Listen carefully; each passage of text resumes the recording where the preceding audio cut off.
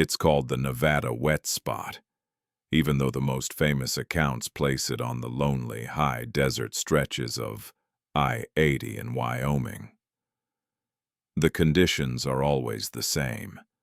A cold, heavy rain falling on a highway that seems to swallow your headlights whole. The road is a black mirror, the sagebrush a blur. That's when you see her. She stands just beyond the shoulder, a pale figure in the downpour. No car in sight, no broken-down vehicle. Just a young woman, maybe in her early 20s, wearing a simple but elegant light blue dress soaked through. Her dark hair is plastered to her face. She doesn't wave frantically. She just looks at the approaching car with a quiet, desperate hope. Every story follows the same pattern. A driver, moved by humanity or a creeping unease they can't explain, slows and pulls over. They roll down the window. The rain hammers the roof. "Do you need help?" they shout. "I'm so cold," she says, her voice barely a whisper over the storm. "Can you take me to the next town, to Elk Springs?" The town name varies, but it's always a small, real dot on the map about 20 miles ahead. They let her in. She climbs into the back seat, dripping water onto the upholstery. She gives off a chill that seems to seep into the very air of the car. Conversation is stilted. She's polite, grateful, but vague. "My car, it broke down. Thank you so much. I just need to get to Elk Springs." She gives an address on a street most drivers have never heard of. The drive continues. The heater is on full blast, but the cold from the back seat persists. The driver checks the rearview mirror. She's there, looking out the window, her reflection ghostly in the dark glass. They pass a sign. Elk Springs, 5 miles.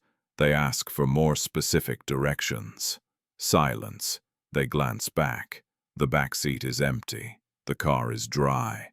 Not a single drop of water on the leather or fabric. No trace of her ever having been there, except for the lingering bone-deep cold and the profound, unsettling silence.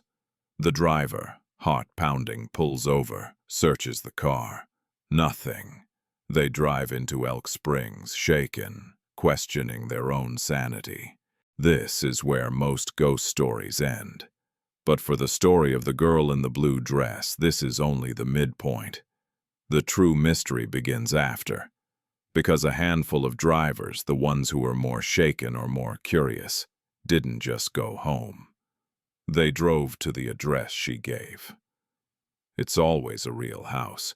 And when they knock, an elderly person answers, a man or a woman living alone. The driver, stammering, explains. "A young woman in a blue dress, she said she lived here. She needed a ride from the highway in the rain." The reaction is never fear, it's a profound, weary sadness. The elderly person will invite them in, offer tea with trembling hands. And they will tell a story. Their daughter, their granddaughter. She did wear a light blue dress. She was in a terrible car accident on that very stretch of I-80 on a rainy night almost 30 years ago. She died at the scene. Or sometimes the story goes she survived the crash, wandered dazed and soaked into the desert, and died of exposure. But she never made it home.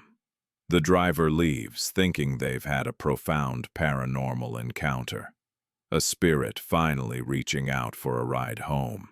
They are the latest in a decades-long line of Samaritans chosen to replay her final journey. But there's a final layer, a coda that appears in only the oldest, deepest dive forum posts, attributed to a long-deleted user. One driver, after hearing the story from the grieving parent, was walking back to his car, his mind reeling. He stopped at a small, old-fashioned gas station on the edge of Elk Springs to clear his head before the long drive back. He bought a coffee. The elderly clerk, seeing his shell-shocked expression, asked if he was all right. The driver didn't know why he confessed, but he told the clerk everything. The girl, the rain, the vanished back seat, the grieving parent. The old clerk listened, then leaned on the counter, his voice dropping. "You're not the first to come in here telling that tale. The old-timers know it.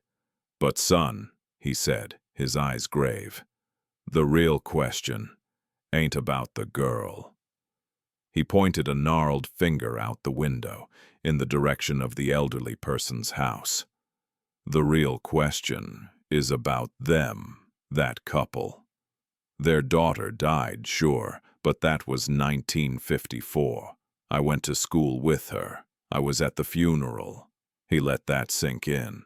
The driver had just spoken to someone who should be, by all rights, over 100 years old, but appeared to be in their late 70s.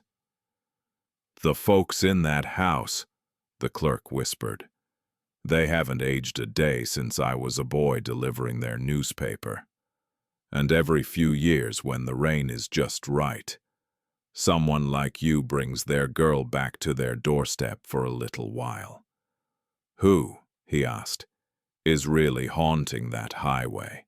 The girl trying to get home, or the parents waiting for a ghost they can never keep?" The driver, numb, fumbled for his wallet to pay for the coffee. As he did, a small damp piece of paper fell out of his coat pocket and fluttered to the floor. A receipt from a roadside diner over 200 miles away, from the night before his journey. He'd never stopped there on this trip. He picked it up. The timestamp was for 9:47 p.m., scrawled in faded blue pen on the back in handwriting that wasn't his, were 2 words, "Thank you." And below that, a single, perfect water drop stain, still cold to the touch.